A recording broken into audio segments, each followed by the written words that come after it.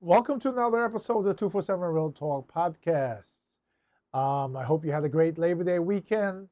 I'm doing this sort of by ear because I know that when this episode airs, Labor Day weekend would have gone by. As you'll notice if you're paying attention, I'm wearing the same shirt as I did when I introed my episode from last week because I'm pre-recording all of these as I'm off to some much-needed R&R. For this episode, while I'm away, the replay will be of an episode that I recorded with none other than Kim Love Jones, relationship guru. I believe many of you enjoyed it then, and anything that's good is worth listening to again. So sit back, relax, and enjoy this replay this week of the episode with relationship guru Kim Love Jones.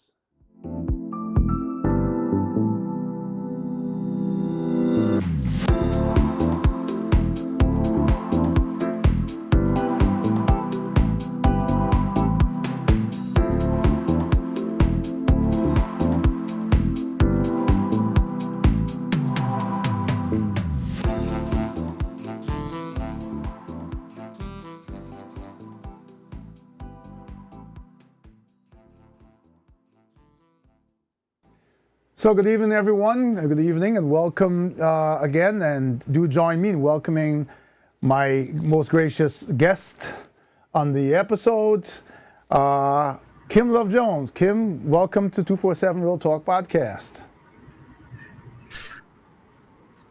Are you able to hear me? Yes, thank you for having me, Julian.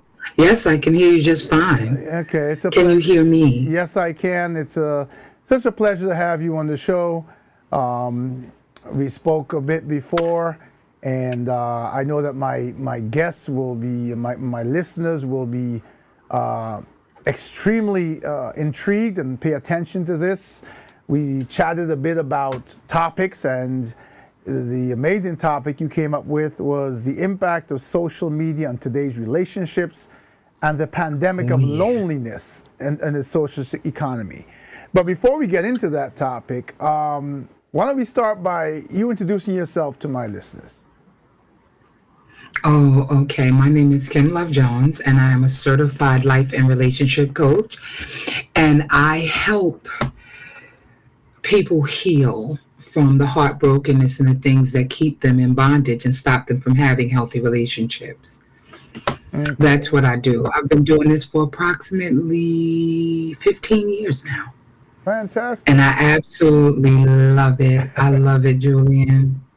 It is what I was born for. I promise. It's amazing. And it's great when we can do something that we love and we're born for, because it never feels like work anymore, right? It always feels like we're achieving what we set out to do. So that is what we were put here to do. So that is fantastic. So I'm going to break this topic down into some pieces here because it's quite complex. And the first part, when I read your suggestion, immediately I perked up. I talked to a lot of people about this. It's a big topic in our society today. The impact of social media on today's relationships. And before you jump in, let me tell you what immediately came to me. What immediately came to me was the cell phone. You walk into a restaurant and you see couples all over having what is supposed to be a couple's dinner. And if you manage to get up to go to the bathroom or something like that, everybody's phone is on Facebook, Instagram, TikTok. And I myself was guilty of that until, my wife put an end to it. She's like, no. This is our time. And she told me point blank, she's not competing with my attention. And my immediate defense was, look, I have at least 3 YouTube channels. I have people asking me questions. I have a podcast that's growing in popularity, and I have a lot of interaction. And then she sort of broke it down to me as to the effect it's having on her when I am not present. So at that point, I'm going to take a step back and I'm going to get your take on it. Yeah. Well, In on that particular situation or just in general? Both. Okay. All right. So let's do both. Well, I think that we, as soon as we got cell phones, even when we have flip phones or Blackberries, right? Like a text doesn't have to be answered immediately. Right. And I don't think, it started at the point that, we got these phones and we can watch stuff all day long. I just think that a lot of people are having a difficult time being in there right now, in this right now moment with one another. So, very much like your wife said to you, I do that with my children and grandchildren when we go out to dinner. I say, wait, phones down. If we're in the car, phones down, because we're having conversations in the car. And all it means is that I just want your full attention and I want us to have conversations, right? And everything can wait right now. Nothing is urgent. But from the time we were able to get a text message, it's like, oh my, even before, remember beepers? Yeah. If somebody beeped you, it was like, oh, I gotta call such and such. No, you don't. Doctors used to have beepers, and so when we were able to get our hands on beepers and it became this big, big thing, it's like, oh my God, like no, you don't. No, you do not. And so just because we have access to our cell phones does not mean that we have to be on them all the time. It is like ridiculous. It's ridiculous. So yeah, I have a rule in my family and in my house too with my kids. My kids are grown, but it doesn't matter. If we go to dinner, I'm like, phones down. If me and my sister go to dinner, phones down. Like, let's have a conversation and let's talk. Which leads me in to our subject matter. On a generalized level. I'm sorry, I apologize. Let me shut down. Make sure I shut down my Facebook because I'll be getting messages. And we don't want any of that. Okay? So it leads me into the other thing. I don't know if it's a matter of cell phones have made us feel important, special, right? To the point that we don't interact as much as we used to with one another, but we need human connection.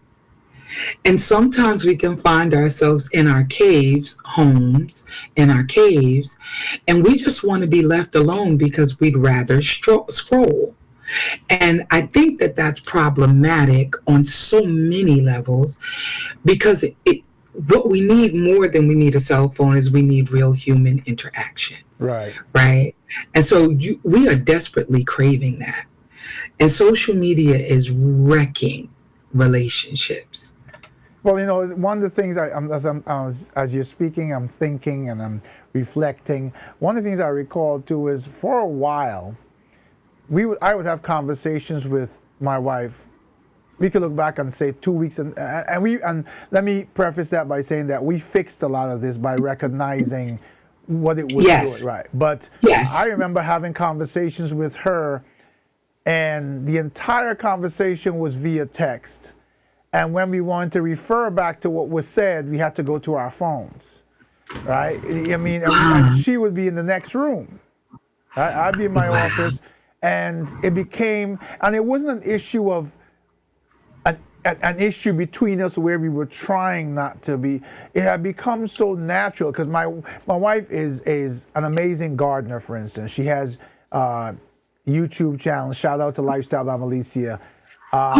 And she does amazing things, and even in this climate, she just reaped garlic and onions and strawberries. Nice. Yeah. So she's got people that are interacting with her, and so in the effort to be successful in social media, and that's something that we have to touch on because what does success mean, right? And in an effort to do that, she was in her world, I was in my world. And one day we recognized that, we got to a point where we said, good night, and then good morning, and then we're at work all day, and then you come in and, she's in the garden, and rather than me going out to join her, I'm in my office doing recordings. And before we realized it, we were engulfed in this. And I have to say that we still have our social media channels, but we have learned to put them in their box. Yes. And our relationship in its own space, and come to an understanding that you have to make a dedicated effort to separate the two. But Yes. many people I know are not so lucky. And I just say not so lucky, and I think I'm lucky because I can't take any credit. It was my wife who pointed out to me how I was losing the connection with her Yes. not because I wasn't dedicated to my marriage, but because something else was consuming me, right? Yes. And to go to restaurants, to go to places, everywhere you go, there are people. I mean, there was one time I think on social media where they talked about people getting robbed because they go on vacation and they have their phone, they're showing everybody where they are. Yes. Everybody knew they weren't home, right? Yes. What is your take on, at today's current state, the level of damage that this has caused? And I'm gonna make it a two-part question. And do you think that the various impacts of people being isolated during COVID, remember, some people were isolated, some people were isolated together, and some people were isolated in loneliness where the social media became their only friend. Yes. So what do you think about that, and how do they go about reintegrating? So, like, I really was thinking about this because I think, like, we need to get back in touch. It's actually a loneliness epidemic going on right now. People are so out of sorts. I don't know when we went from having phone conversations, like calling someone up on the phone if you were interested in dating, and saying, hey, how you doing? You want to go out on Wednesday? Oh, sure. Oh, all right. You want to go out? Okay, let's go out on Wednesday. Let's, catch a movie, go to dinner, whatever. Right. Let's interact. I don't know when that happened, but it started with these like text messages. Right. And now people literally think that that's the only way. And I'm sure they're figuring it out, those who are intentional about really wanting to find their good thing. Right. And that's what I was going to say to you. A man that finds a wife finds his good thing and obtains favor with the Lord. And I'm telling you, your wife's wisdom and the ways in which I just even heard you articulate the fact that she is like, no, babe, we got to do something. And you being open to receive that is everything that I'm trying to tell people to do. I mean, it's part of everything, right? Because that's amazing. It's dope. Because I'm not afraid to tell you, like, babe. And how long have you been married, by the way? Don't get me in trouble. I'm going on 12 years now. Oh, okay. So you're past like the kind of, like the honeymoon business. Right. And you're in this place where you're like, wow, yeah, babe, we really need to work on that. It requires that level of openness and true intimacy in order to be safe enough to say those things. Because a lot of people are getting into these situationships. And I know you're married and that's not your testimony, but people get into these situationships and they're scared to say what your wife said to you. Right. Like, babe, we cannot text messaging is not the only form of communication. Right. And a lot of people believe, and I want to get into the damage. It's so bad that is acceptable. Right. I'll text you. I'll video chat with you. I will make no effort to come and see you. Right. My kids told me about this, my sons and my daughter, like they know everything about what's going on out here.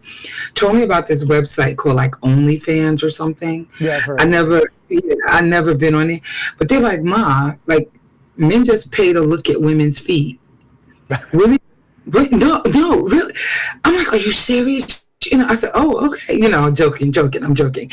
But I'm like, are you serious? And they're like, yeah. Like, they never have to show their face. All they have to do is show their feet for men who have a fetish, right? And I'm thinking to myself, this is crazy, right? But real talk, as opposed to picking up the phone and asking a woman out on a date and saying, I want to go out with you, and putting in the effort, pursuing. I'm not talking about chasing, but pursuing. I'd rather text you and occasionally video chat with you, Right. and then I'll pay whomever on OnlyFans to look at their feet. Yeah. You understand? Yeah. Because I don't want to put in the effort. And I know that a man who finds his wife finds a good thing, right? And obtains favor from the Lord. But they're not even attempting, and a text message, good morning, beautiful, is supposed to suffice. Right. What you doing today? Not making any plans, not doing anything. Because if I'm bored, I'll just go on social media. I don't need to really interact with you like that. I'll just go and do what I normally do, which is causing this pandemic, this epidemic of loneliness. And I'm going to add two things to that. One that comes to mind is what I found in communicating at the time when I was communicating with my wife via text more than anything else, is that there's so much miscommunication. There's so much misinterpretation. Yes. Because number one, don't care what words you use. Only human interaction can truly relay emotion. Yes, right? the heart. Yes. You can say words, but those are letters on a screen. And a lot of times we found that I would say one thing both ways. This is both ways, meaning one thing. But because you were missing the facial expression, because you were missing the body language, you took it a totally different way. Yes. And usually not a good way. Right? Yes. And the other thing I want to say misinterpreted. Right. The other thing I want to say, and then I want you to come back on in response, is this is more of a message to men out there. Because I will tell you that initially I was so absorbed in it, and it was and there's a time when things are going good. Okay, let's make this real. You get on there, and as I said, I'm 200 and some episodes in now in this podcast. I have a mission. It's more about the mission. I appreciate every single subscriber individually. If I could thank them individually, I would. But I'm making the podcast about the message and not about how many subscribers I get. Yes. And when you get to the point where you're chasing subscribers, you become consumed. When my wife was trying to bring me to the reality that I'm in now, I was in denial. I made every excuse. But babe, I have to do this. But babe, the site's got to grow. But babe, just give me a couple more months. But babe, I got to go on tonight. But babe, if I don't post. But babe, and it was seen as, until she took that blindfold off, to me it was seen like my path, this mission that was, it was completely misconstrued, because the real purpose of 247 Real Talk Podcast is exactly what you and I are doing now. Okay, giving value and a message to people who can walk away from a podcast thoughtful, pensive, and in a direction that they can change something for the better or recognize something in their own situation. Right. So go ahead. No, I was just saying that this epidemic of loneliness is really rooted in social media. I was reading an article or something, and it was talking about, and I talk about this when I do my workshops and stuff, I talk about the 5 stages of love, right? And it's the initial stages, when you first meet and everybody's giddy and you got the little butterflies. Oh my God, I'm really feeling. And then as you move through the different stages, we begin to put our emphasis and our focus on other things. Right. Right. And you love them, you want to be in relationship with them, but you're not setting the intention to make sure that there is a date night. Right. You're not setting an intention to say, now, with that being said, let me tell you this. I just started dating again, right? I wasn't dating for, about 8 years. Okay. I wasn't dating. Like I was like, I'm over it. That kind of thing. It really wasn't that. But I needed to just take some time for me, and my mom got sick. There was a lot of things going on. I was taking care of my mom. Right. So I wasn't really in the headspace to like date. I'm ready now, right?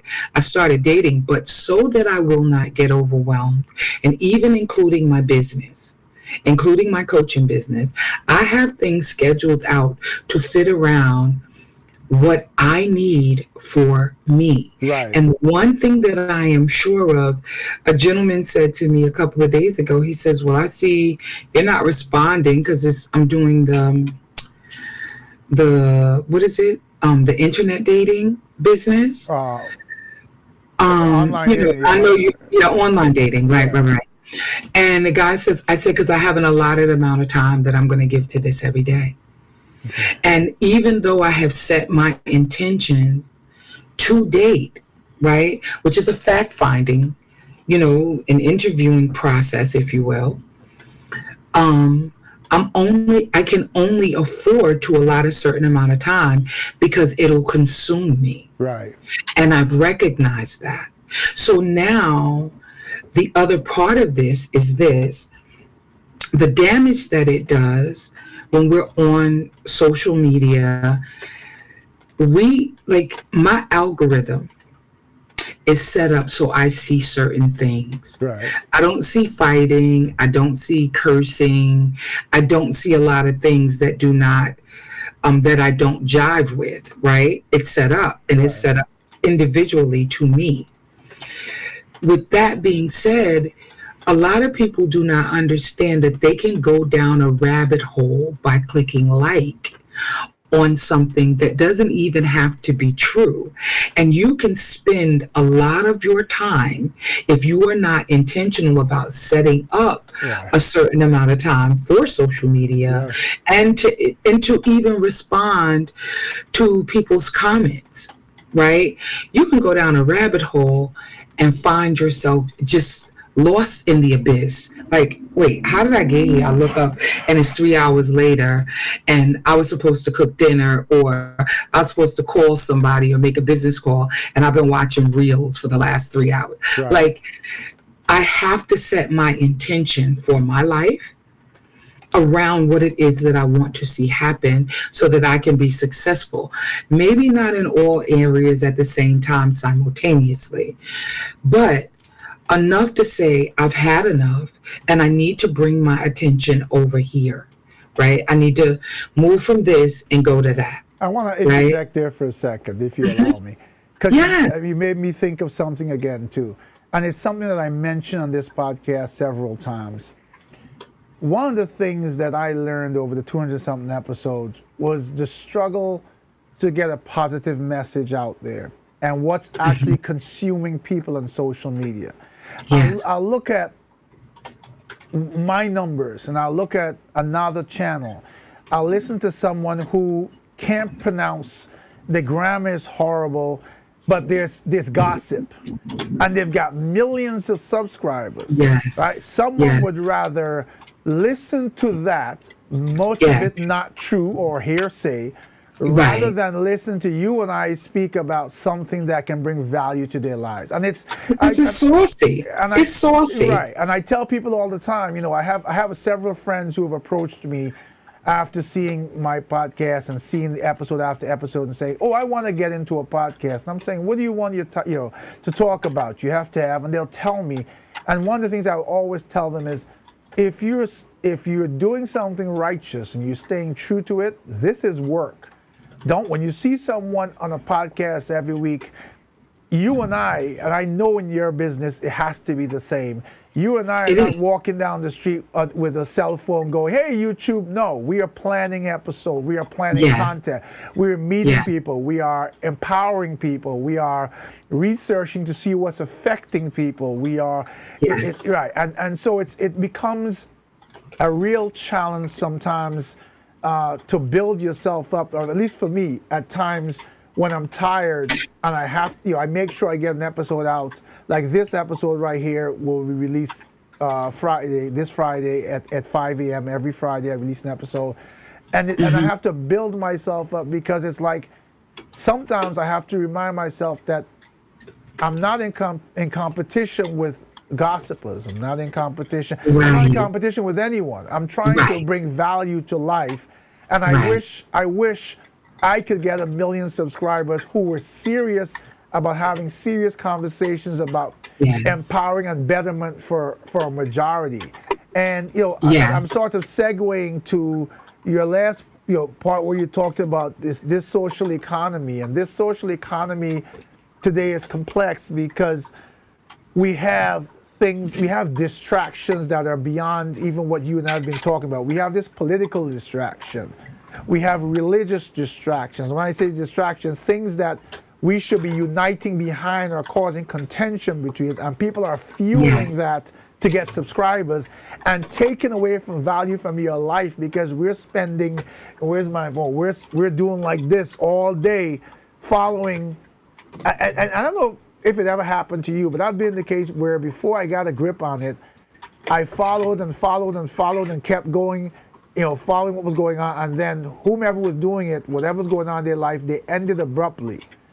And it seemed like without closure, it affected me probably more than it affected Yes. them. Yes. Yes. Yes. Go ahead.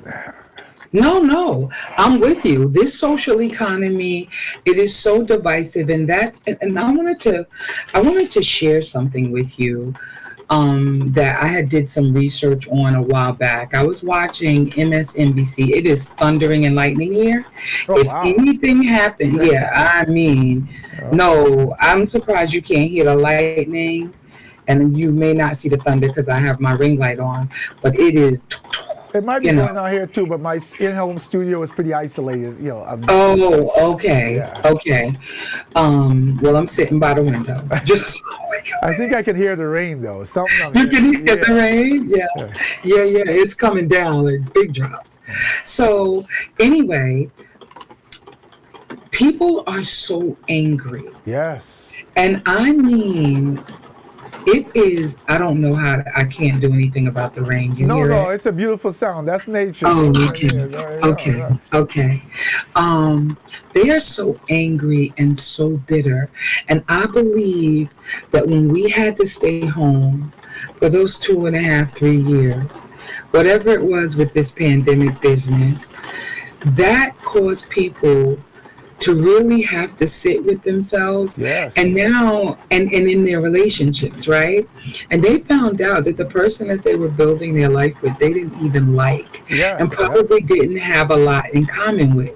Some people came closer together and realized that. So the opposite of that is they came closer together and they realized, like, wow, we got through this together. Right. And then they're building from that. But there was so much disruption in the relationships because they found out that they didn't like the person, but then they really found out that there was something wrong with their picker because that's the person that they chose. Right. Right? Yes. All before that, the kids were going to school. We were doing our thing. You were at work. I was at work. We would come together for a few minutes, maybe have dinner at the table, because I don't even know if people are doing that anymore. Right? Doing the dinner at the table business. And now I'm forced to just sit with you. Right. Wait. And I And think that as you say that again, now that comes to mind is when we have the distraction of social media, when we have something to distract us from our own reality, right? Not only does it help, I think some people use it as a coping mechanism, Yes. but also I think it enables people, empowers them to stop trying in their relationship, right? Yes. And when you find out that you've been in a relationship with somebody that you really do not even know, it's disheartening.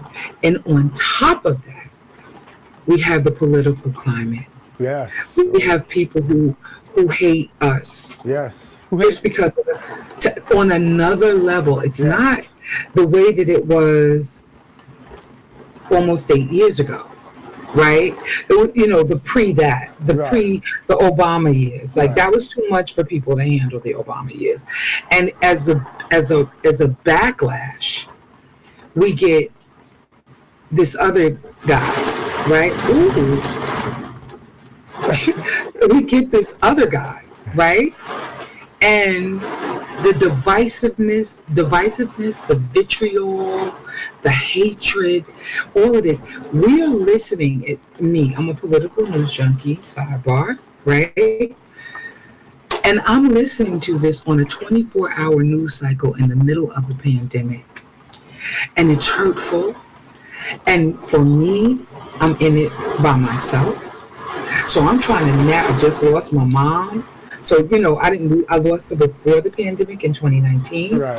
And I'm processing the loss and the grief of that. This rain is incredible. Yeah, I can hear it, but rain is Yes. so let it Okay. rain. Okay, I'm not going to mention it again. But yeah, and I'm processing my grief from my personal loss. And then I'm watching all of the things go on. And people are so hateful. And now there's something new that came up. Right. Well, it's not really new, but it's like everybody is bitter and they're angry with the opposite sex. Yes. But Wait, when did this happen? I try to tell people, recognize that all of this this hatefulness and this divisiveness and this, first of all, people are hating other people over political figures that they never met, don't know, doesn't care about them. And if you are in a real life struggle, whatever that struggle is, the day after the election, you will still have to deal with that struggle. Yes. It's not going to impact you to the level where some miracle pill is going to happen overnight, and whomever wins, whoever you were for, all of a sudden your problems go away or things change. Right. So we need to understand you're when you get to the point where you're willing to do bodily harm to someone else, again, over an individual. And you know what I have to say is, as a spiritual man, I have to say this. You're not willing to accept and die for your creator, but you're willing to do it for another man who doesn't know you, who doesn't care about you, and who will never know you. But so you preaching. That was a whole word. That was a whole entire word. Like, are you serious? Yeah. Like, are you serious? But this is what's happening. The isolation comes because there's anxiety. The anxiety then leads us to depression. The reason why loneliness, and the Surgeon General literally warned about this in this pandemic, is because it's causing diseases to come up in our bodies.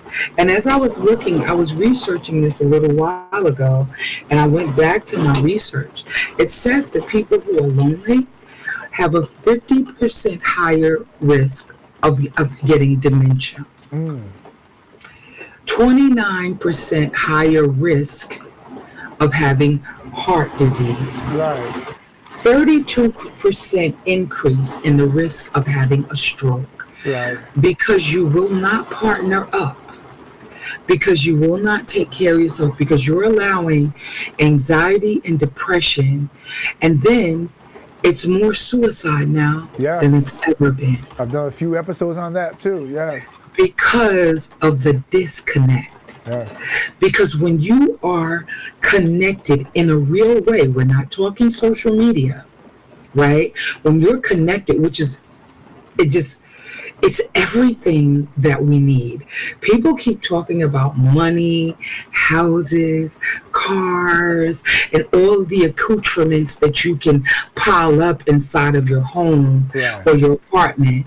None of that matters if you don't have anybody to share it with. Wasn't it Luther who said, well, if a house is not a home, if there's no one,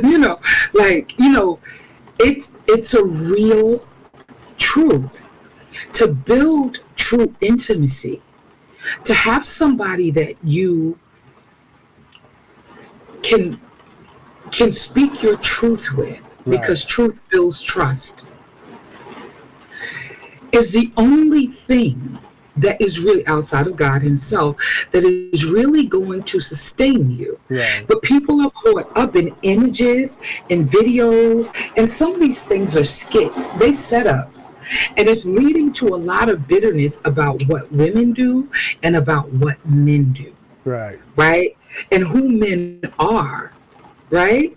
And so it's fascinating to me, because we all need human connection, and yet we fight so much against it because we don't want to allow ourselves to be vulnerable, transparent, be truthful, honest, and upfront. Yeah. And it causes us not to connect because people can feel your energy. So there is a real live issue with us when we do not understand that as our truth, right? It's a real problem for us, and I keep seeing it over and over and over again. It's ridiculous. You know, the thing is too, I remember reading, and this was on Facebook again, one of these comedians I follow, and she asks, I want to give her a shout out, but I don't remember her name. She's really she's a comedian, but she's into people and relationships and stuff like that. And she asked a question about men's opinion about women. I forgot the exact question. And then she asked the opposite the next day. And what I glanced at, because I'm not going to go through those comments. I think that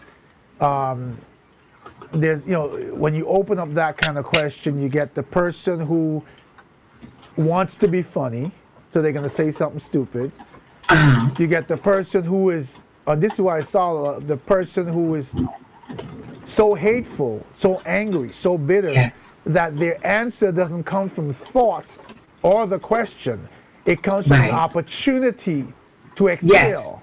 Yes. Right? And this happened on both sides of the fence. So I'm looking like, when I was a kid growing up, even as a young kid having what we call boyfriend, girlfriend, really innocent. I mean, if you got to hold a girl's hand, you were trembling. Right? And there was nothing that you would say about that person that was negative or bad, even after the thing, the things that men say about women and women about men. I think first of all, when I read a few of those comments, the first thing I thought in my mind was, we are completely, or this generation at least, completely oblivious to the value of human life to begin with. Okay. And as such, we have, or not we, well, we too, because I think it crosses all generations. Have decided to abandon the effort and the vulnerability of kindness and truth and honesty. And I remember one story years ago. I think the mother got jailed where she taunted this girl so much on social media, the girl committed suicide. Apparently, it happened more than once too. And I'm thinking that, when did we get to the point where it seems like or maybe these people were in the closet for years and hiding? Because when did we get to the point that the majority of us get more satisfaction out of hurting someone or seeing someone in pain than lifting someone or saying nothing at all if you don't have something reinforcing? I mean, it just seems like any kind of group. We have a neighborhood group where I live that people, I forgot the name of the app. I think it's called Neighborhood somewhere. And people, you go to your geographic area and you're able to, and so no matter what someone says, there's always someone that comes out with and it's like, what is going on with your life or you that, I'm not saying that we don't all have angry thoughts or we don't have, but when your first thought, every single time you open your mouth, is to criticize, ridicule, and hurt, right? We've got a problem when that has become what it seems to be almost at least 50% of our society or the world that we live in. I think that it has been, about transference and countertransference, right? I think that we are not, as a people, right? And We're not like that. We're very community oriented people. I mean, we come from that. We come from tribal. We come from community, from helping, from feeding. Even in my Mother's Day, like you would feed everybody. Like if you made some canned peaches or, canned apples or whatever they were doing in the kitchen, you were giving them away or, helping another family. You were not trying to hurt anybody. I don't believe that we as a people come from that. I really don't. I think that we are watching, we have gleaned enough to see that this kind of behavior seems to be okay. People are not admonished for doing that. Right. And they should be. Right. They should be shamed. But shame is no longer seeming to, like, people don't operate. I mean, I don't know. In the day and age we grew up in, I know that if your parents found out any little thing, you was going to be embarrassed and shamed because you did not dishonor your family. Right. Right? You didn't have to be the smartest crayon in the box, the brightest crayon in the bright bunch, but you did not dishonor because what was your mother or your father or both going to think? There was just certain things we just did not do. Right. And these days, it appears Anything goes. that anything goes. You can say, I went on, what's the forum? It's a forum, Quora or something. Quora, yeah. And I was looking at something because it comes up in my email sometimes, and I'm, kind of hearing. And I watched the people in the same way in which you just said. Like, there's so much vitriol out here, and I think people are lashing out because they're lonely and they probably need a hug, and nobody's hugging them, and they don't even realize. And they don't even realize that what you need, baby, is you need a hug. You need somebody to love you because and you need to be on your purpose. And I think that you need to find out what that is. But then you also need to understand that you're missing an embrace. There is a void. There is a deficit. There is something wrong when all you want to do is spew venom. Right? And so let me just say this.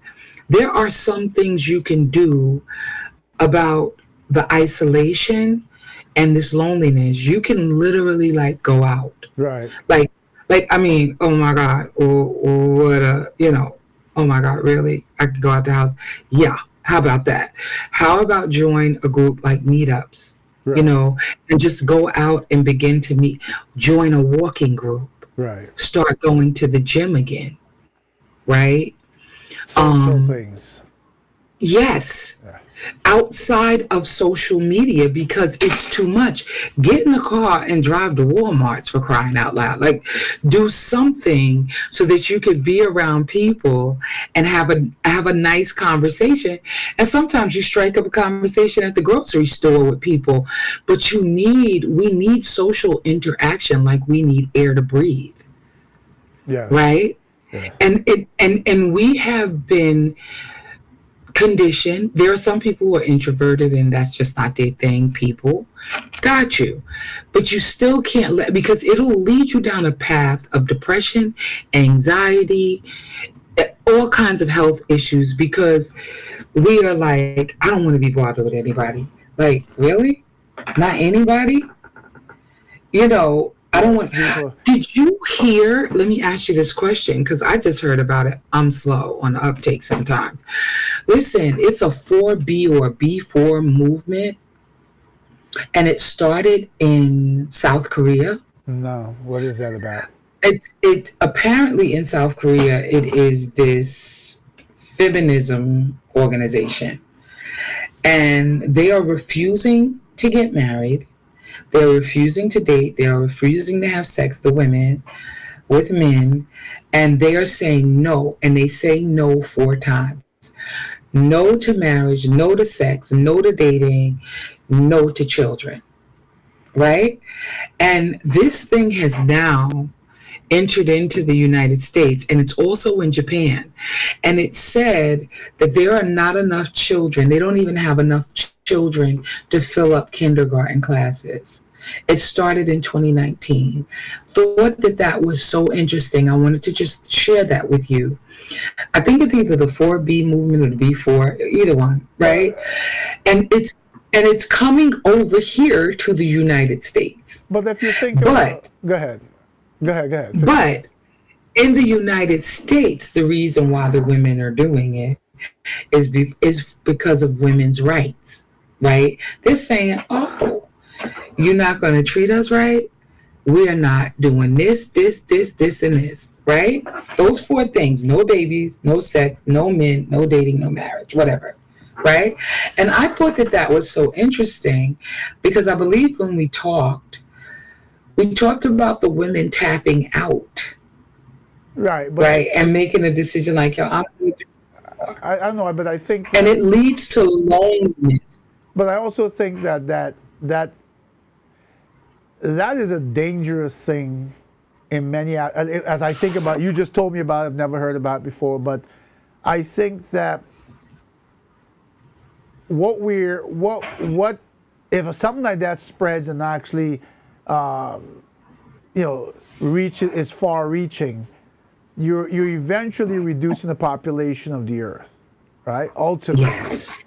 And you're Yes. leading to mankind's demise, right? Because if we have no Yeah. mothers, we have no children, Right. right? So Right. while it would take long after you and I, have left this place to actually, Right. the point is that,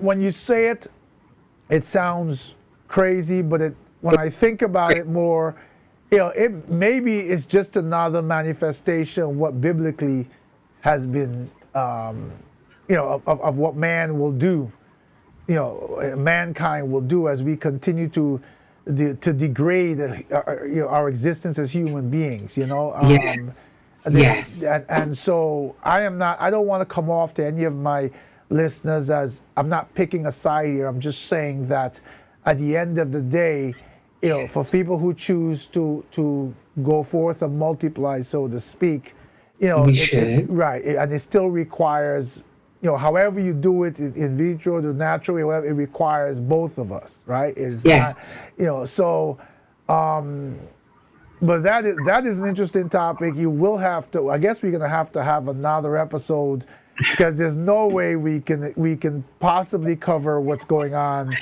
in today's No. world on this one.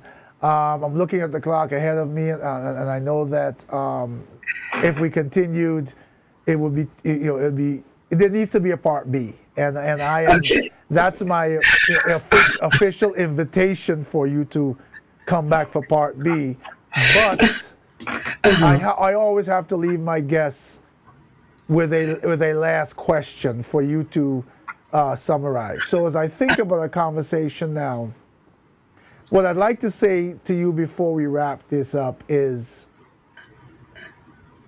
if I'm an individual and I am all smiles, but you and your expertise look at me and you look at me in a relationship, and what you recognize automatically to you is mythical. You recognize the pain beneath the smile. Yes. You recognize that there's a whole lot missing, or there's a whole lot that can be better. You Yes. recognize that people are so trapped either from social media or they're using social media as a crutch, but they're so trapped that both sides of the relationship lack the ability to express and to connect. Yeah. And I know it's a layered question, but as this certified relationship coach, who I am very sure now knows what they're talking about, as a last word for this episode, what would you say to me as that person, if that person presented itself like you're talking to me in front of you? Okay, so energy is extremely important. You can smile all day long and do all the tap dancing and put on a show for everybody, but if you go home at night and you are not fulfilled, if you are not operating in your purpose, in your gifts, and in your callings, there will be a void, there will be a deficit in your life, and it'll show up whether you want it to or not. Right. And so, what we need to do is we need to get healthy, we need to get healed, and we need to be transparent and really shift from pretending into authenticity. And it requires you to have real relationship with people, and it requires you to let someone in, right? You cannot see, and honestly, Julian, if I could be so bold, this is an issue for a lot of men. They don't talk. They can be having all kinds of health concerns and health issues. They don't want to tell their brother, their cousin, that someone that they're close to, because they don't need to know their business. And men are dying at an alarming rate because they don't have partners. They don't have anybody in their lives, and they're holding everything inside.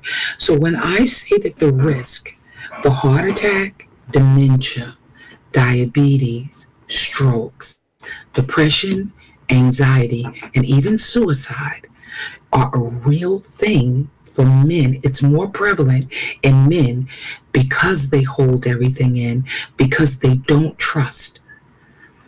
And when women from all over the globe tell you the truth about how you need to show up for your own self, you need to take heed, because that is wisdom. Yes. Yes. That's wisdom. And I would say that as my last word to my subscribers for this episode, that you hit the nail on the head, because when people ask me these days, how am I say happy, and my that happiness has come from a lot from the encouragement of my wife and her unwillingness to give up and to fight and to make me shift my focus and recognize what was getting in between there, but also because we built that connection or rebuilt that connection in a certain way where I could communicate. I was guilty of holding a lot inside. I was guilty of not sharing. And she would tell me, you don't talk to me, right? She might she might want to come on the episode and tell you I talk too much now.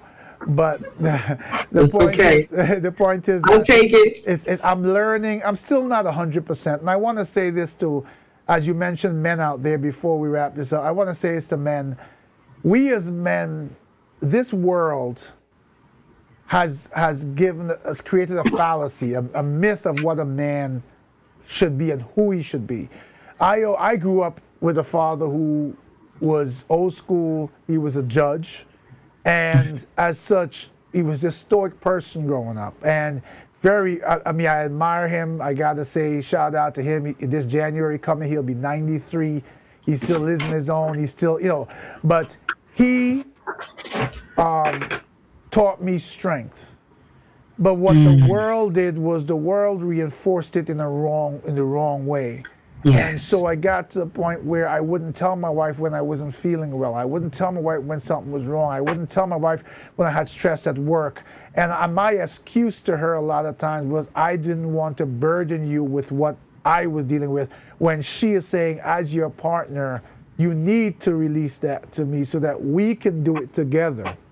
You are not required as a man to be selfish to your partner about your burdens and think that is some great attribute to being a man and yes. Right? And so that's the message I would leave, that I hope men get out of this. You have left an incredible message for women. And again, I must have you back on the show because I think it's one of the amazing conversations. I want to give a shout out to Mr. Motanya Gladden, who was here for my 200th episodes, for introducing us. He's a good friend of yours, a good friend of mine. Yes. And again, I want to thank you so much for being so gracious as to be a part of this podcast, that you found value enough in my show as opposed to going on some celebrities' What's that guy who had Cat Williams on, the football player? Oh, Club Shay Shay. Yeah, come Shay Yeah. Shay. You came to Club 247 Real Talk podcast instead, and I thank you so much. It's been an absolute pleasure, as I'm sure our listeners can feel, and I look forward to at episode 2, in the future, not too far away in the future. Yes. But thanks again for being on my show. It's been my absolute honor and pleasure. Julian, it has been my honor to be on your show. I've been on a lot of radio shows and done a lot of things. It has been my honor and my privilege to be here with you this evening. And I have one more thing to say to all of my sisters and my brothers that are listening. Your silence is violence to your partner. There's nothing else to say. Drop the mic. So thank you so very much for being on the show. To my subscribers, I thank you. To my new subscribers, welcome. Continue to do the best you can to be the best you can be. It's been absolutely a privilege and an honor to host this show each and every week. As I will say to you and everyone out there, until the next time, please take care of yourself and please take care of each other.